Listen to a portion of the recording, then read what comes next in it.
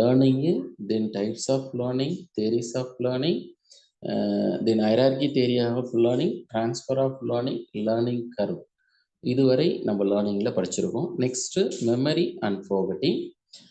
Memory and ஃபோகட்டிங்கில் மெமரியில் ஜென்ரலாக ப்ராசஸிங் ஆஃப் மெமரியில் அட்கின்சன் அண்ட் சிஃபரின்னு நம்ம பார்த்துருக்கோம். அவர்கிட்ட இருந்து கொஸ்டின்ஸ் கேட்கலாம். இல்லைன்னா டிப்ஸ் ஆஃப் மெமரியிலேருந்து கொஸ்டின்ஸ் இருக்கலாம். இல்லைனாக்கா தியரிஸ் ஆஃப் ஃபோகட்டிங்லேருந்து கொஸ்டின்ஸ் இருக்கலாம். இல்லை எபிகாஸ்னுடைய ஃபோகட்டிங் கர்வ் அங்கே இருக்கலாம் சார். நெக்ஸ்ட்டு நம்ம சாப்டரு வைஸ் பார்க்கும்போது யூனிட் 6 சார். கம்ப்ளீட்டாக 5th யூனிட்ல எல்லாம் ஆல்மோஸ்ட் சாப்டர் நம்ம கவர் பண்ணிட்டோம் sir. as per TRB syllabus படி நம்ம பார்த்துட்டோம். Then next unit 6. யூனிட் 6ல ஃபர்ஸ்ட் நமக்கு மோட்டிவேஷன் கொடுத்துருக்காங்க சார், ஊக்கம்.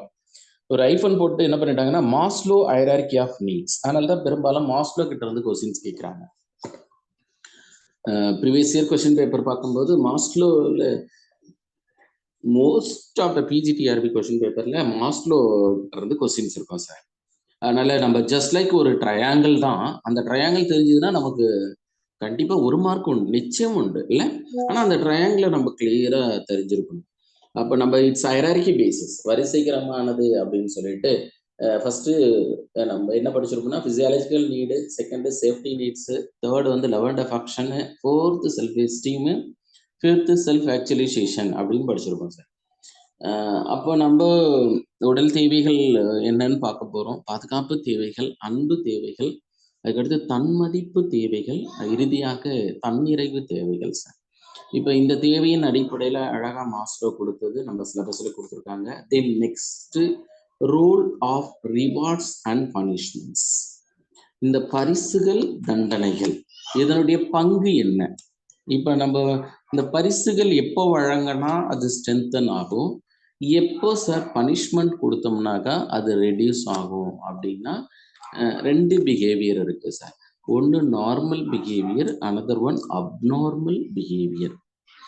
இல்லை சாதாரண நடத்தை உடையவர்கள் என்றும், இன்னொன்று எதிர்வினையான நடத்தை உடையவர்கள், ஆன்டி சோஷியல் பிஹேவியர், சமூக எதிர்வினை நடத்தை. அப்போ அந்த இடங்கள்ல நீங்க பார்க்கும்போது நேர்மறையான நடத்தை இருக்கு குழந்தைகிட்டனா அந்த குழந்தைக்கு ரிவார்ட்ஸ் கொடுத்து இன்னும் அதை ஸ்ட்ரென்தன் பண்ணலாம். சப்போஸ் குழந்தைக்கு ஆன்டி சோஷியல் பிஹேவியர், சமூக எதிர்வினை நடத்த இருந்துச்சுன்னா அந்த குழந்தைக்கு நம்ம பனிஷ்.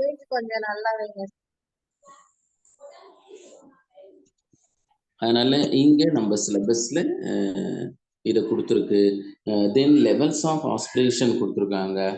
லெவல்ஸ் ஆஃப் ஆஸ்பிரேஷன் எப்படி ஒவ்வொருத்தருக்கும் இருக்கு அப்படின்னு சொல்லிட்டு டெம்போ கேள்விப்பட்டிருப்போம், அவர் தான். தென் அச்சீவ்மெண்ட் மோட்டிவேஷன் நமக்கு சிலபஸ்ல கொடுத்துருக்குறாங்க.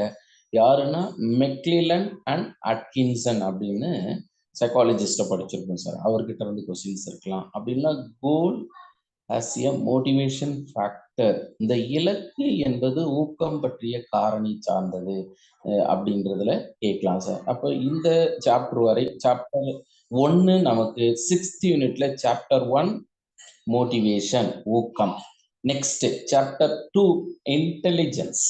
அதை ஸ்டார்ட் பண்ணும்போது அவங்க நேச்சர் ஆஃப் இன்டெலிஜென்ஸ், நுண்ணறிவின் தன்மைகளை பற்றியும், தென் தியரிஸ் ஆஃப் இன்டெலிஜென்ஸ், நுண்ணறிவு பற்றிய கோட்பாடு, தென் அசஸ்மெண்ட் ஆஃப் இன்டெலிஜென்ஸ், நுண்ணறிவு அளவீட்டு முறை.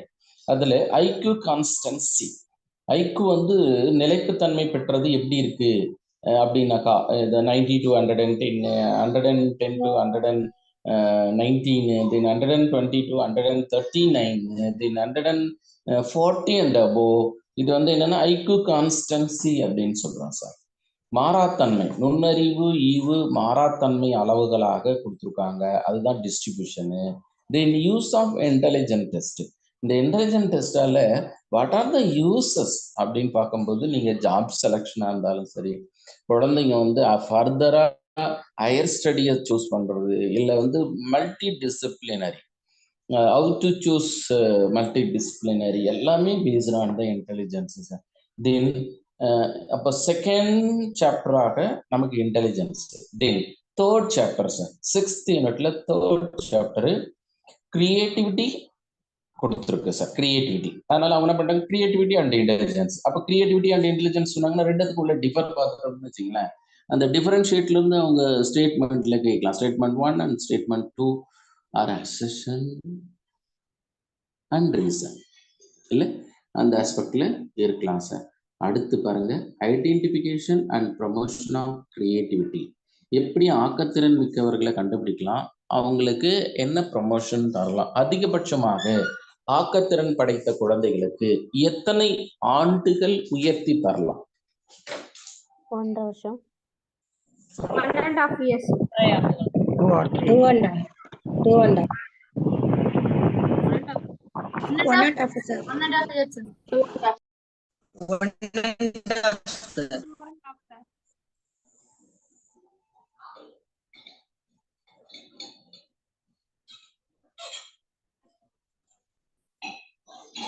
சரி, நான் வேணா ஆப்ஷன் சொல்றேன்.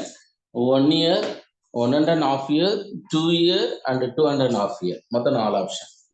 1.5 years. 1.5 years. 1.5 years நம்ம டிஆர்பி 1.5 அப்படின்றது சூஸ் பண்ணுவாங்களா அப்படின்னா நெவர் சார். 2.5 year, 2.5 வருஷம் சார். அதிகபட்சமாக 2.5 ஆண்டுகள் தரப்படுது சார். இது நம்ம ப்ரீவியஸ் இயர் கொஸ்டின் பேப்பரு, இதுக்கு முந்தைய ஆண்டுகளில் கேட்கப்பட்ட வினாவாக பார்க்கிறோம் சார். 2.5 ஆண்டுகள். ரிப்பீட் பண்ணுங்களேன். அதிகபட்சமாக எத்தனை ஆண்டுகள் அவங்களுக்கு ப்ரொமோஷன் வழங்குறாங்க அப்படின்றது சார். இந்த லைக் அவங்க வந்து ஒரு கிஃப்டட் அப்படின்னு ஒரு சூஸ் பண்ணிட்டாங்க paste on the achievement test. அடைவு தேர்வின் அடிப்படையில் இந்த குழந்தை கிஃப்டடு அப்படின்னு ஃபைண்ட் அவுட் பண்ணும்போது how many years promoted to next level அப்படின்னு சொல்லும்போது 2.5 years சார். 2.5 ஆண்டுகள் அப்படின்றாங்க சார். அப்போ எக்ஸாம்பிள், ஒரு குழந்தை 6 வயசுல 1வது படிக்கிறான்னா அந்த குழந்தை கிஃப்டடா தெரியும் போது 7.5 8 3rd ஸ்டாண்டர்டு விட்டு 4th ஸ்டாண்டர்ட்ல அட்மிஷன் தருவாங்க. அப்ப அந்த ஆஸ்பெக்ட் நமக்கு சிலபஸ்ல கொடுத்துருக்கு. அடுத்து சாப்டர் பாருங்களேன். Chapter 1 motivation, chapter 2 intelligence, chapter 3 creativity, chapter 4 personality. அப்ப பர்சனாலிட்டி, அதுல மீனிங் ஆஃப் பர்சனாலிட்டி இருக்கு.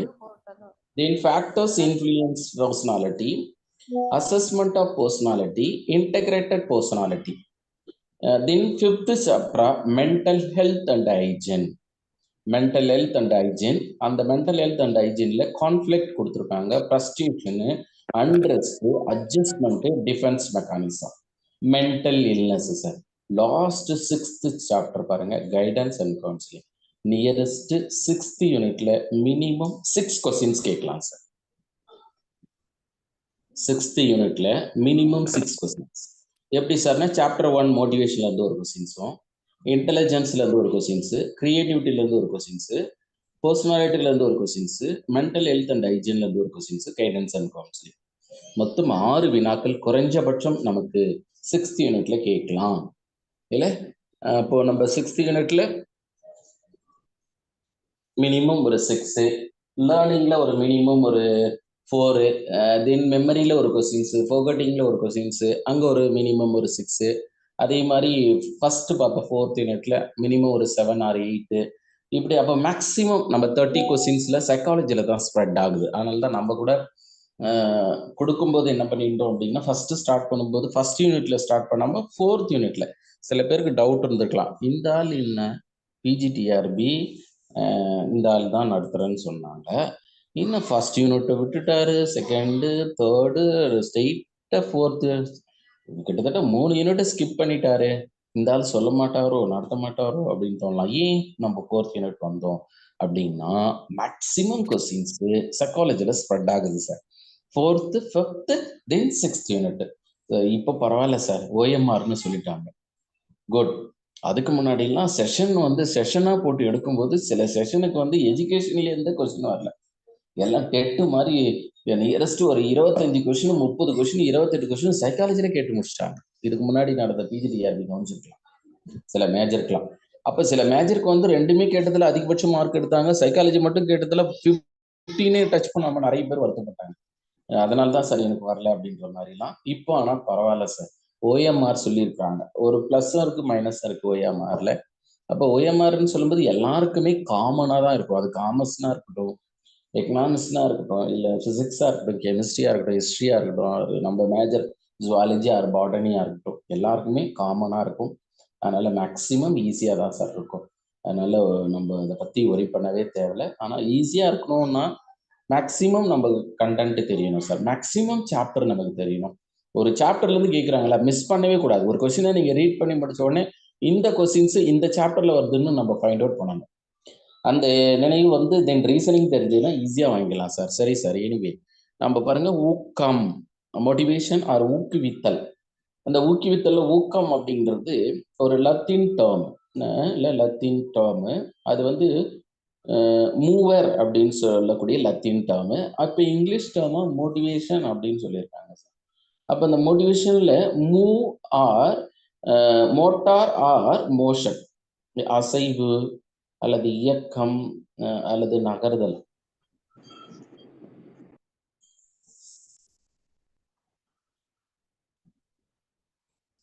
ஒரு குறிப்பிட்ட இலக்கு அல்லது நோக்கத்தை அடைவதற்காக குறிப்பிட்ட நோக்கத்தில் ஒரு குறிப்பிட்ட முறையில் செயல்பட தூண்டுதல்.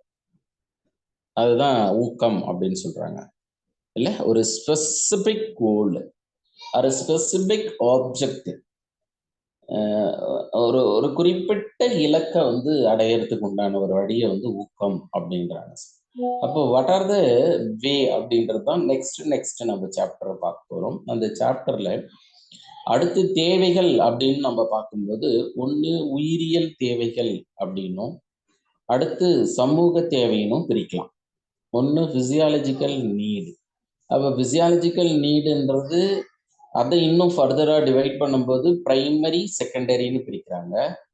பிரைமரி அப்படின்னு சொல்லும்போது ஃபுட்டா இருக்கலாம், or water or oxygen, or oxygen water food, oxygen water food, ஆக்சிஜன் நீர் உணவு. இது முதல் நிலை தேவை. நெக்ஸ்ட் இரண்டாம் நிலை தேவைகள். அப்ப இரண்டாம் நிலை தேவையில பாருங்க, ஃபர்ஸ்ட் ஒன்று சோர்வாக இருக்கும்போது ஓய்வு. அது அங்க நம்ம வந்து பிரிண்டிங் எரர்ஸ். சோர்வாக இருக்கும்போது சோர்வுன்னு போட்டிருக்க,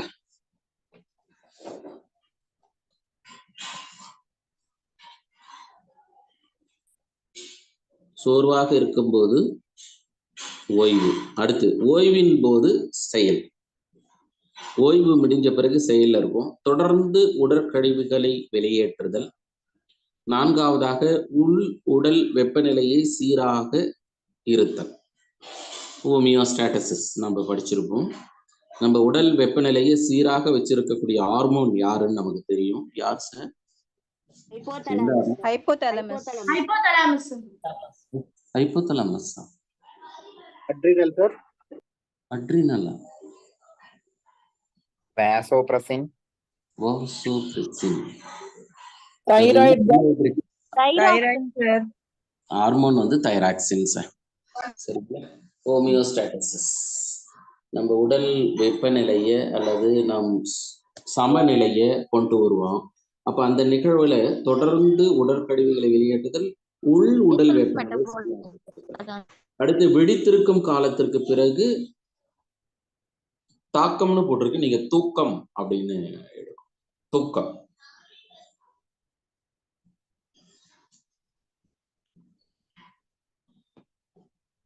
இப்ப நமக்கு தூக்கம் வருது அப்படின்னு வச்சுக்குவோம். எப்படி இருந்தாலும் கரெக்டா சொல்றோம், வீடியோல தான் ஆஃப் ஆயிருக்கு அப்படின்னு தோணலாம். இல்லை, பொதுவா தூக்கம் வருது அப்படின்னு வச்சுக்குவோம். நம்ம வந்து பாசிவா ரிசீவ் பண்ணும்போது காமன் தானே, இல்லை? அதுவும் நம்ம பாட்டுக்குன்னு மொனோட்டமஸா சொல்லிட்டு போயிட்டே இருக்கிறோம். சில சமயங்களில் தாலாட்டு பாடுற மாதிரி கூட இருக்கலாம், நமக்கு தூக்கம் வர்ற மாதிரி இருக்கலாம். ஆனா அது மாதிரி வர்றதுக்கு என்ன சார் காரணம்னா, இதுக்கு முன்னாடி விழித்திருந்ததால் நமக்கு தூக்கம் வருது சார். அதான் ஒண்ணு. இது நான் சொல்லலை, சைக்காலஜிஸ்ட்னு சொல்றாங்க சார்.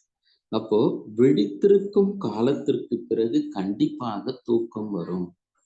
அப்ப நம்ம பகல்லாம் வெடுத்துட்டு தானே இருந்தோம், இப்ப தூக்கம் வர்றது இயல்பு தானே.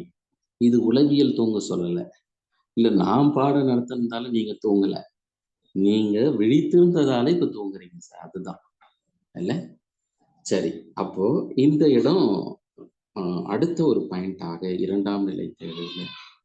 அடுத்து சுற்றுச்சூழல் அச்சுறுத்தலில் பாதுகாப்பு அல்லது பாதுகாத்தல் அப்படின்னு சொல்லுவோம். இவை எல்லாமே நம்ம 2ஆம் நிலை தேவையாகவும், அதுக்கடுத்து 3ஆம் நிலை உயிரியல் தேவைகள். பெரும்பாலும் 3ஆம் நிலை உயிரியல் தேவையிலிருந்து நமக்கு கேட்க மாட்டாங்க. ஒன்று முதல் நிலை தேவை பிரைமரி நீட்ஸ்ல இருந்து கேட்பாங்க.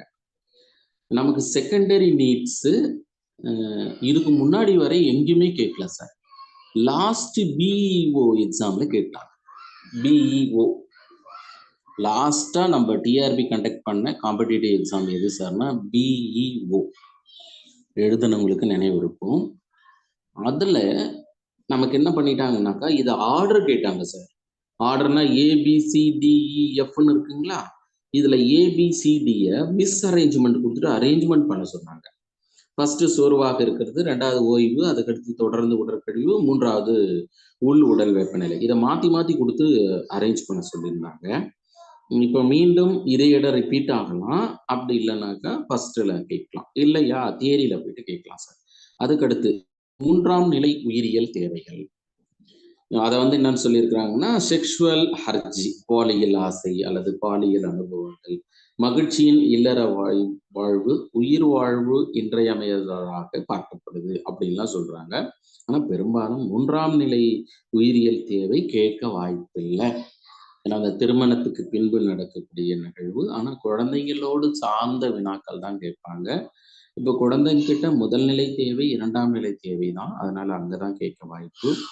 அடுத்து மீண்டும் 3ஆம் நிலை முடிஞ்சு இறுதி நிலையாக புலன் உறுப்புகளின் அனுபவங்கள். எல்லா விஷயங்களும் இந்த புலன் உறுப்புகள்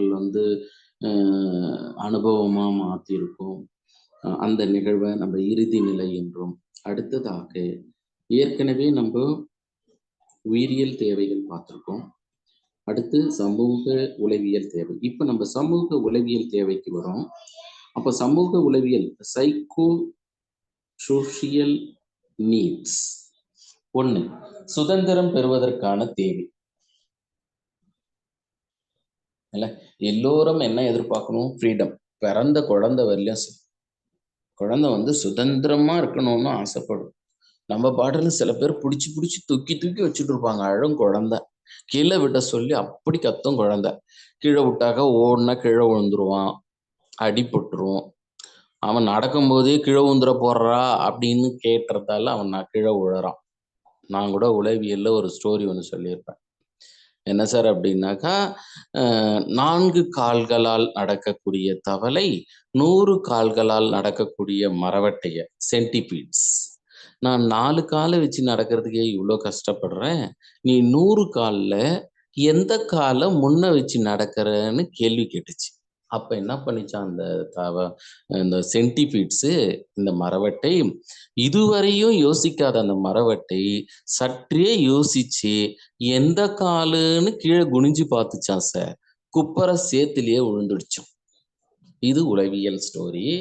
அது மாதிரிதான் நம்ம கொஷினை படிச்சுட்டு ஏவா பியான்னு வந்துட்டாலோ அல்ல ஏவா பியா சியான்னு வந்துட்டாலோ அந்த கொஸ்டினுக்கு நமக்கு கரெக்டா வருமா மதிப்பெண் அப்படின்னா கொஞ்சம் கடினமா பார்த்துருக்கலாம்.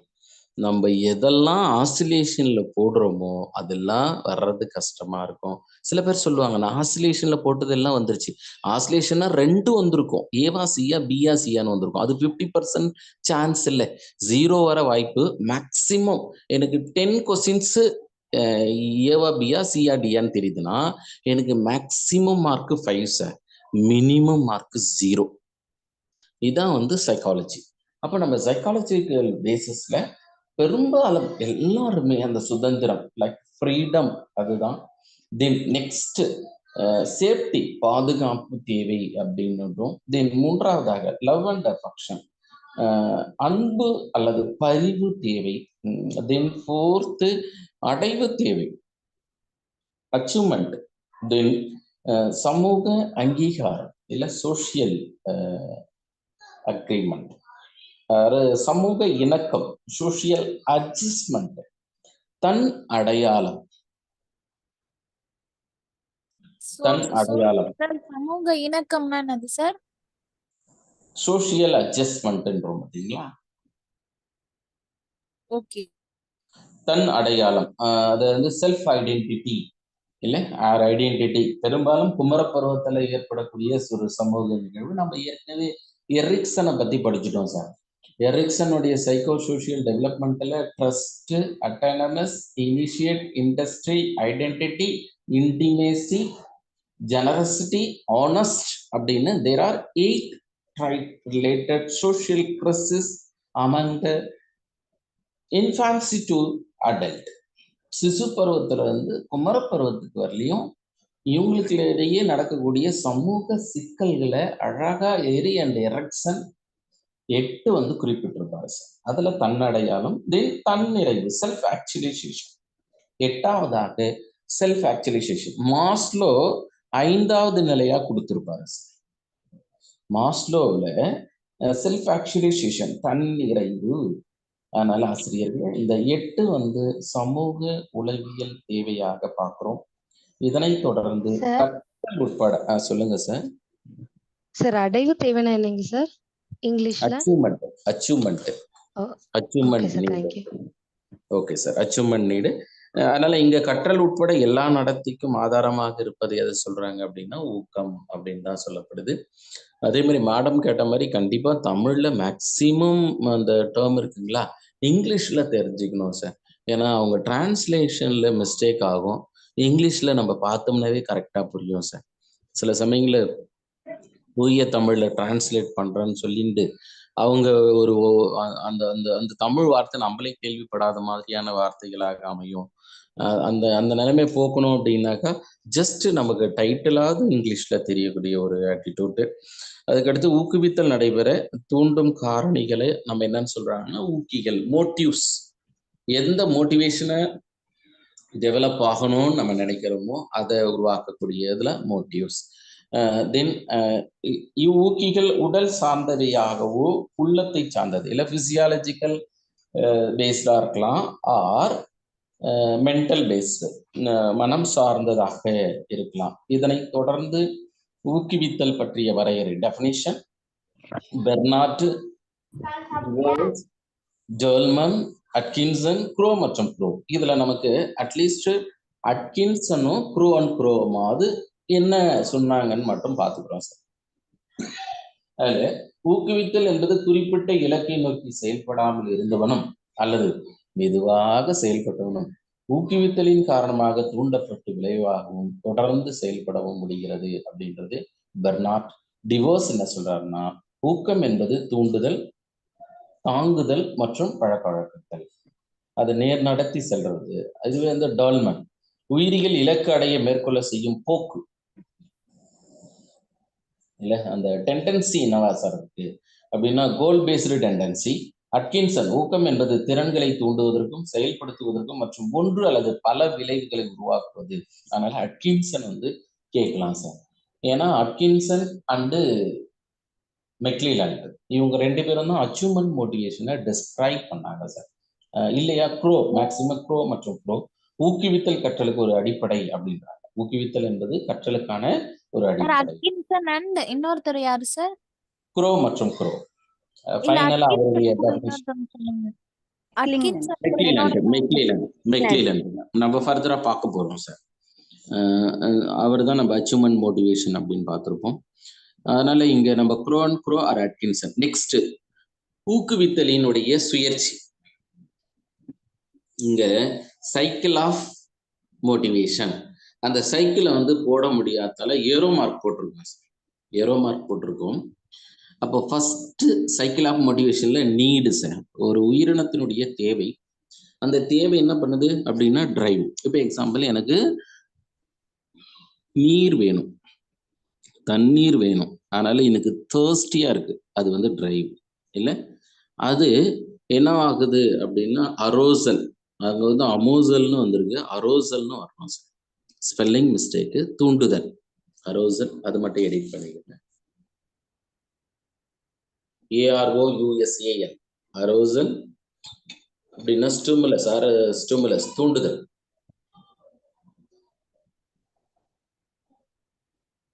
என்னடா அட என்னது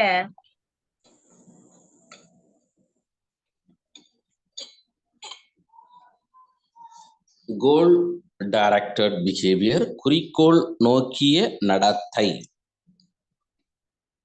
தென் நெக்ஸ்ட் சைக்கிள்ல இந்த பாருங்க ஒரு குழந்தை அச்சீவ்மெண்ட் அடைவு. இப்ப நம்ம பிஜிடிஆர்பிய அச்சீவ் பண்ண போறோம் இல்ல, இதுக்கு முன்னாடி என்ன நடக்கணும் பாருங்க, நம்ம ஆசிரியரா ஆகணும்ன்ற ஒரு தேவை நமக்குள்ளார வரணும். ஃபர்ஸ்ட் எனக்கு தேவையே இல்லைன்னும் போது நான் படிக்கிறது இல்லை, ப்ரிப்பேர் பண்றது இல்லை, நான் போய் ஒரு இன்ட்ரெஸ்ட் எக்ஸாம் எழுதுறது அது வாய்ப்பு இல்லை சார். எனக்கு பேஸ்டு ஆன் த நீடு, நம்ம யாருக்கு என்ன தேவையோ அந்த தேவை ஆஸ்பெக்ட்ல தான் என்ன ஃபார்ம் ஆகும், டிரைவ் ஃபார்ம் ஆகும். டிரைவ் உந்துதல். நம்ம கூட SCR is equal to SHR into D into V into K minus IR within the bracket then minus SOR அப்படின்னு படிச்சிருக்கோம். இது யாரு சொன்னது சொன்னா ஹல்லு சார். அதே ஹல்லு தான் இங்க சைக்கிள் ஆஃப் மோட்டிவேஷன் சொன்னாரு சார். ஊக்கம் பற்றிய சுயற்சியை கூர்னது யாரு அப்படின்னாலும் ஹல்லு தான். அதனால ஹல்லு அழகா குழந்தைக்கு எப்படி அச்சீவ்மெண்ட் வருதுன்னு சொல்றாரு பாருங்களேன். நீடால டிரைவ் ஃபார்ம் ஆக, டிரைவால arousal, then arousal goal of மாறும் சார்.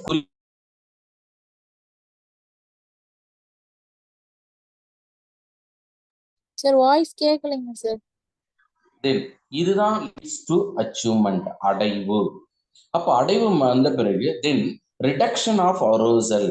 இப்ப என்ன ஆகும், நாம் எந்த அடைவை பெறணும்னு ஒரு தூண்டல் இருந்துச்சோ அந்த தூண்டல் குறைஞ்சிரும் சார். குறைஞ்ச உடனே ஆட்டோமேட்டிக்கா ஃபார்ம் ஆஃப் அனதர் நீட் இல்ல.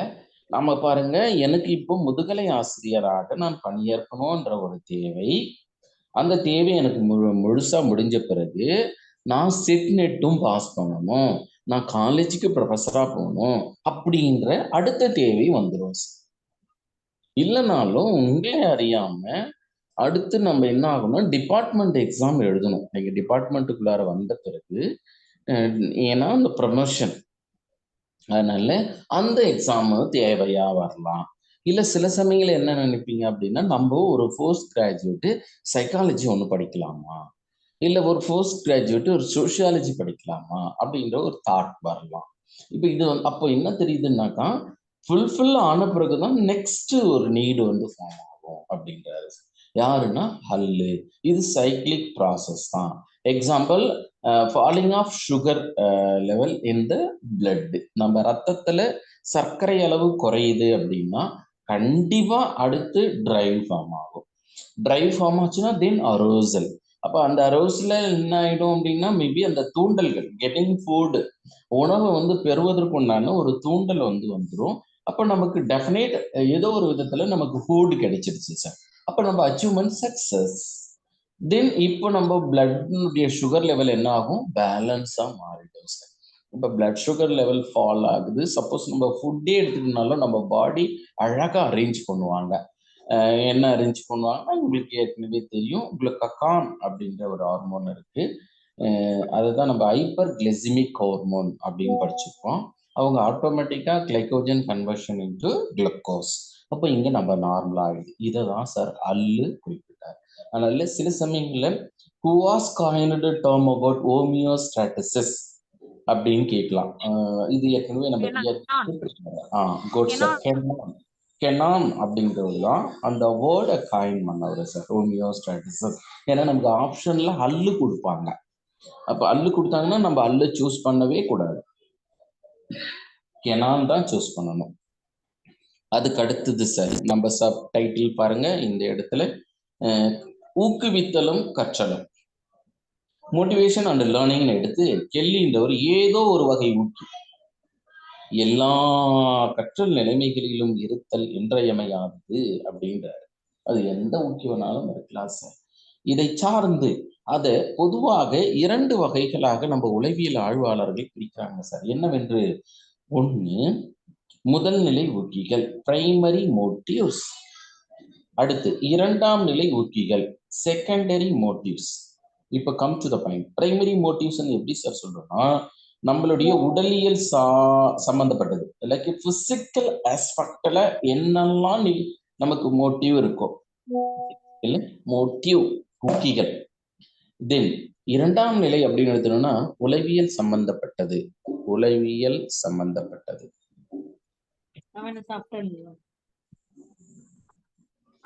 இது மனிதனிடம் இயற்கையாகவே அமைந்தது முதல் நிலை. சமூக தொடர்பு. இயல்பாக காணப்படும் ஊக்கிகள் என்றும் உடல் தேவைகளுடன் இணைந்த ஊக்கிகள் என்று அழைக்கப்படுகிறது. அனுபவ வாயிலாக எழும் ஊக்கிகள் இரண்டாம் நிலை. எடுத்துக்காட்டாக 4வது ரன்னிங் நம்பர் 4 வந்துருச்சு. அந்த 4 நீங்க அடிச்சிருங்க. எடுத்துக்காட்டாக பால் உணர்வு, செக்ஷுவல் ஹர்ஜ், தூக்கம் ஸ்லீப், தோஸ்டி தாகம், தென் பசி. எடுத்துக்காட்டாக பாதுகாப்பா இருக்கலாம், அன்பா இருக்கலாம், வெளி கௌரவமாக இருக்கலாம். இதெல்லாம் என்ன சொல்றாங்கன்னா இரண்டாம் நிலை ஊக்கிகள். எடுத்துக்காட்டாக உணவு என்பது ஒரு உயிரியல் தேவையாக இருக்கு. அது முதல் நிலை ஊக்கியாக பார்க்கிறோம். அந்த உணவை பெறுவதற்கான பணம், மணி அப்படின்றது இரண்டாம் நிலையாக நம்ம பார்க்கலாம். அதனால இரண்டாம் நிலை ஊக்கிகள் முதல் நிலை ஊக்கிகள் போன்று வலுவானவை அல்ல. இரண்டாம் நிலை ஊக்கிகள் மனிதனை தவிர பிற விலங்குகளிடமும் காணப்படுவது இல்லை. அப்போ பெரும்பாலும் எல்லா விலங்குக்கும் இருக்கிறது என்னன்னு கேட்கலாம் சார். அப்படி கேட்டாங்கன்னா பிரைமரி மோட்டிவ்ஸ், முதல் நிலை உடலியல் தேவை. அப்ப மனிதனுக்கு மட்டும்தான் இந்த இரண்டாம் நிலை தேவைகள் இருக்கு சார். இந்த ஆடம்பரம், ஒரு சொகுசா, ஒரு சொஃபாஸ்டிகேட்டட் லைஃப், இது மாதிரி. இன்னும் next, what is next, fulfil ஆகாத ஒரு ஜீவன் இருக்குனாக்கா அது ஹியூமன் தான். இல்லை எவ்வளோ இருந்தாலும் அதுக்கடுத்து வாட் இஸ் நெக்ஸ்ட் அப்படின்னு சொல்லிட்டு போயிட்டே இருக்கோம். அதுதான் புத்தர் கூட சொல்லுவாரு, ஆசையே துன்பத்திற்கு காரணம் அப்படின்னு. ஆனா நம்ம படிக்கிறதுக்கு வேணா இயல்பாக இருக்கலாம், ஃபாலோ பண்றது கஷ்டம்தான் இல்லை. சரி சார், இதனை தொடர்ந்து மீண்டும் நம்ம புரிதல் விதமாக ஒரு ஏரோ மார்க் போட்டு கொடுத்துருப்போம் சார். என்ன அப்படின்னா, ஊக்கிய வகைப்படுத்தப்படும் போது முதன்மை ஊக்கி, இரண்டாம் நிலை ஊக்கி. இரண்டாம் நிலை ஊக்கிகள்ல மனம் சார்ந்த தேவைகளால் ஏற்படுறது. காப்புணர்ச்சி அப்படின்னு கேள்விப்பட்டிருப்பீங்க. அது செக்யூரிட்டி அப்படின்னு மேல செக்யூரிட்டின்றது உணர்ச்சி, விடுதலை உணர்ச்சி, துணிவு செயல் அனுபவம். தென் சமூக தேவைகள் வருது. அதுக்கடுத்தது தன் உணர்வு தேவைகளில் இருந்து. ஏன்னா அந்த தன் உணர்வு அவங்கவுங்களுக்கு டிஃபர் ஆகும் சார். யாருக்கு எதை சார்ந்து இருக்கோ அதை சார்ந்தது. அதனால அடுத்ததாக உடல் தேவைகளுடன் இணைந்த ஊக்கிகளாக மீண்டும் நாம் முதல் நிலை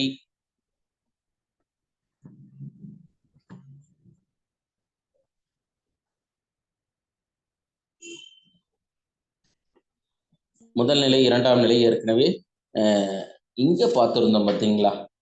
எக்ஸாம்பிள் பேஜ் நம்பர் 85 நியூல அது அப்படியே மீண்டும் ரிப்பீட் ஆயிடுச்சு.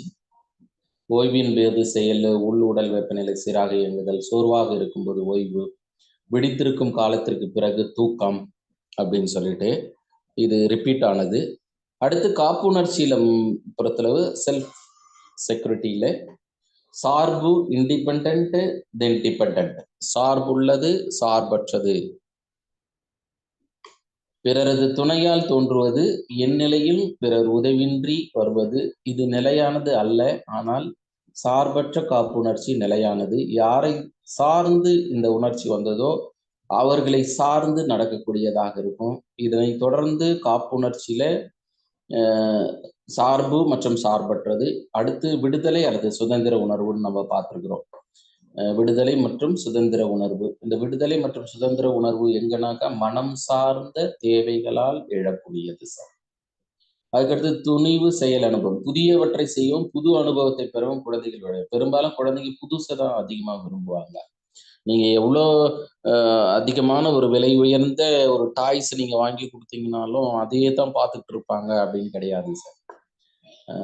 அடுத்தடுத்து புதுசா வாட் இஸ் நியூ அப்படின்றது தான் குழந்தைக்கு. அதனால பெரும்பாலும் சில பேர் பர்ச்சேஸ் பண்ணுவாங்க. எப்படி பண்ணுவாங்க அப்படின்னாக்கா, குழந்தைக்கு ட்ரெஸ்ஸுனாக்கா 1 டசன் ட்ரெஸ் எடுத்துறது. அந்த 1 டசன் ட்ரெஸ் எடுத்து கொடுத்தாலும் அதை எல்லாத்தையும் குழந்தை போட்டுக்கிட்டே இருப்பான். அதுக்கப்புறம் ஃபெஸ்டிவல் வந்ததுன்னா மற்றவங்களுக்கு வேணும் மாதிரி அந்த குழந்தைக்கு கேட்பான். அப்போ குழந்தைக்கு அதனால்தான் நம்ம சமுதாய நோக்கத்தின் அடிப்படையில நிறைய ஃபெஸ்டிவலை வரிசையா கொடுத்துருக்கு. அப்பப்போ ஒன்று எடுக்கும்போது குழந்தைக்கு அது எல்லாமே நியூவாகவே தெரியும். ஒட்டுக்க ஒரு வருஷத்துல என்னெல்லாம் எத்தனை ஃபெஸ்டிவல் வருதோ அத்தனை ட்ரெஸ் எடுத்து கொடுத்துட்டு, நான் தான் உனக்கு அன்னைக்கு எடுத்து கொடுத்தேனே, அதுல ஒன்று புதுசா இருக்கு, நீ போடுறான்னா குழந்தை போட மாட்டான்.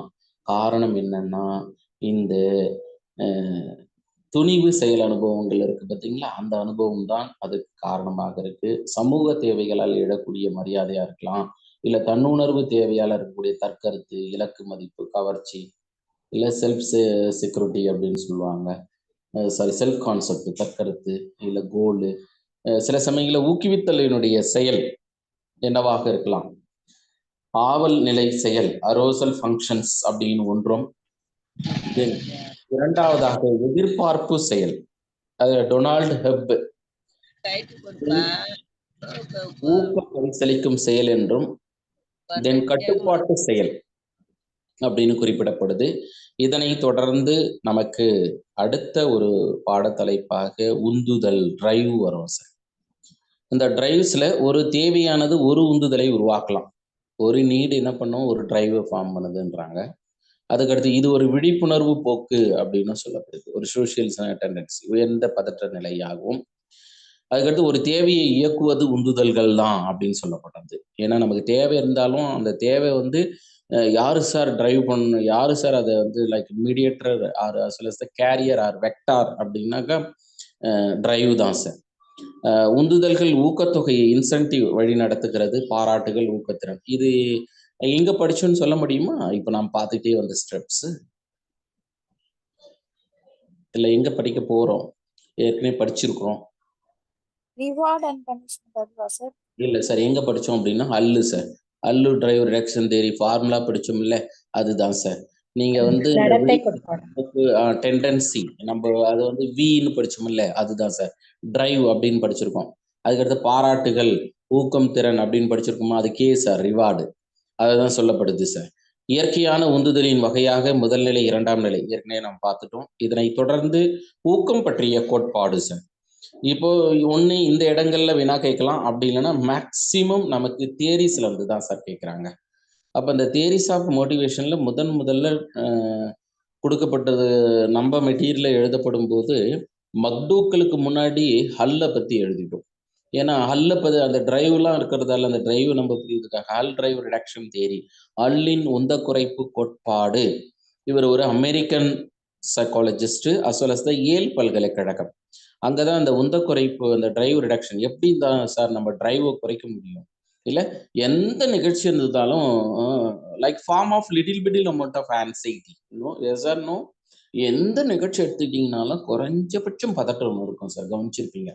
எந்த செயல் வேணாலும் நீங்க செய்யறதுக்கு முற்படுங்க, அந்த செயல் மீது ஒரு குறைந்த அளவு பதட்டம் இருக்கும் சார். இது நான் சொல்லல சார், ஹல்லு சொல்றாரு.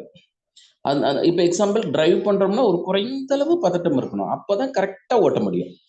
எந்த விதமான அந்த பதட்ட நிலையும் இல்லைன்னு வச்சுக்கோங்களேன், வேகமா எவ்வளவு ஸ்பீட் போக முடியுமோ ஸ்பீடா போயிட்டு ஒரு ஏதாவது ஒரு மேல மோதி விடும் இல்ல. அப்புறம் இங்க நம்ம அழகா ஹல்லு அதை குறிப்பிடுவாரு. அதனால அவருடைய ஃபார்முலா நம்ம ஏற்கனவே பார்த்தது தான்.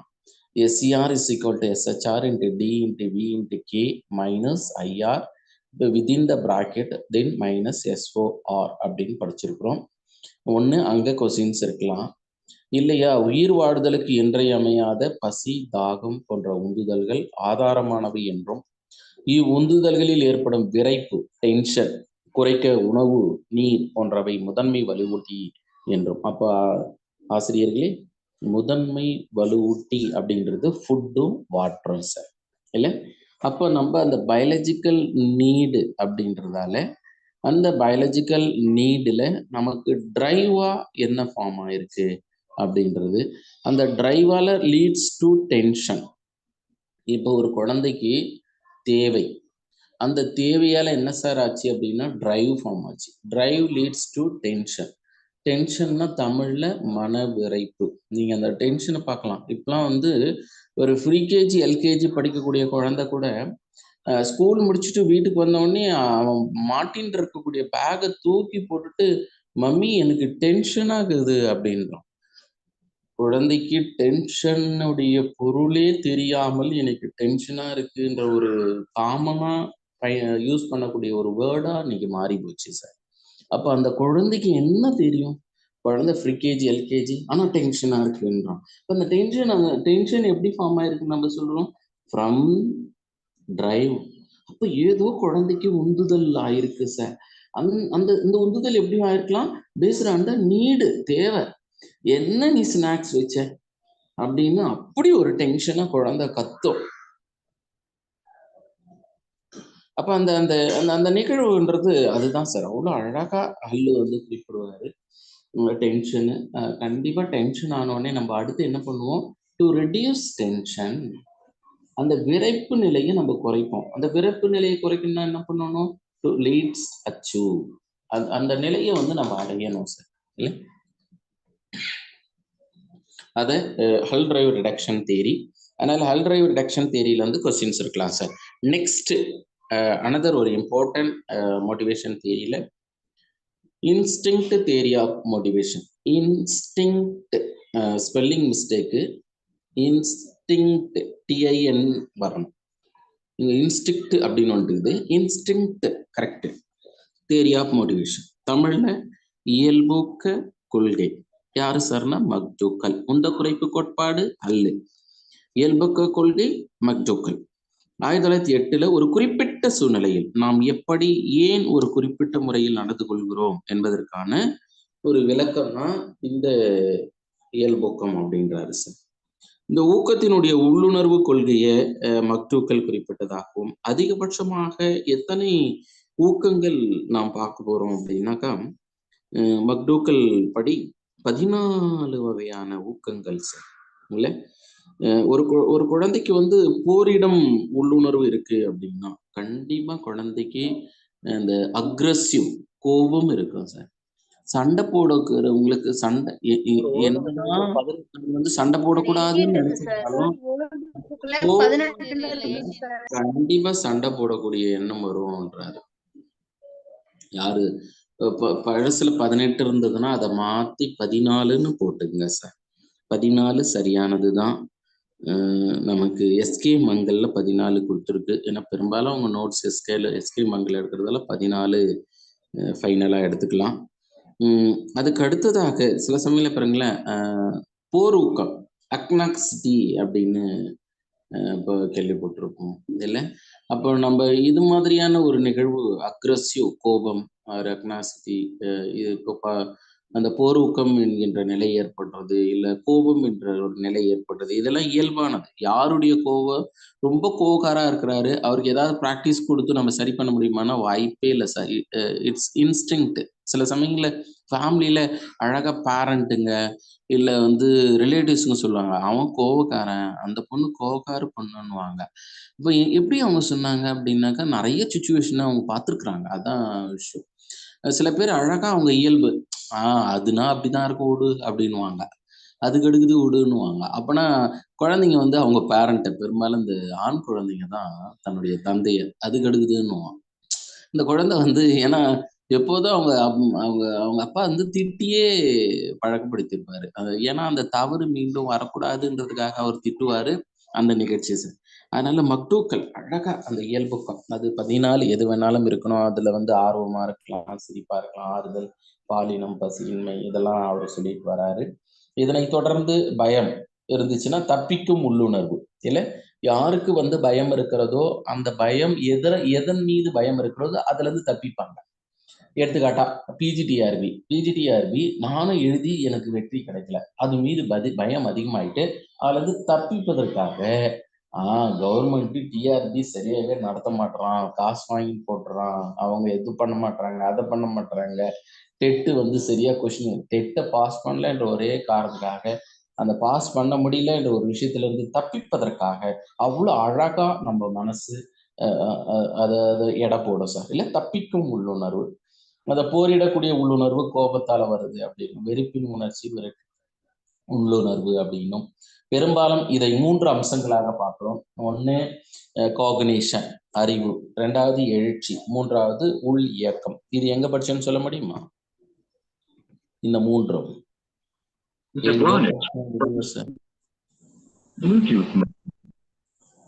எங்க சார் படிச்சோம்?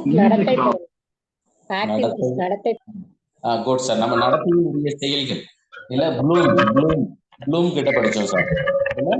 அதனால இங்க நம்ம ஒண்ணா இருக்கலாம். கம்ப்ளீட்டா நம்ம மோட்டிவேஷனை இதோட நம்ம மோட்டிவேஷனை நிறுத்துவோம். நெக்ஸ்ட் ஆன்லைன் நம்ம தொடங்குவோம் சார். நேரம் கருதி இதோட நம்ம முடிச்சுக்குவோம். தேங்க்யூ பொன்னண்டா.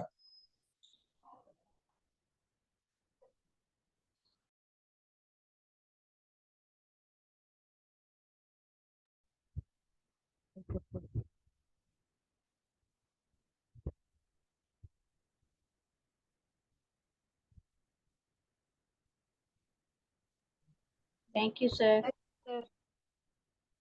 Thank you, sir. Thank you, sir. Recording stop பண்ணல சார் இன்னும். Thank you, sir. Sir recording stop பண்ணல. Thank you, sir.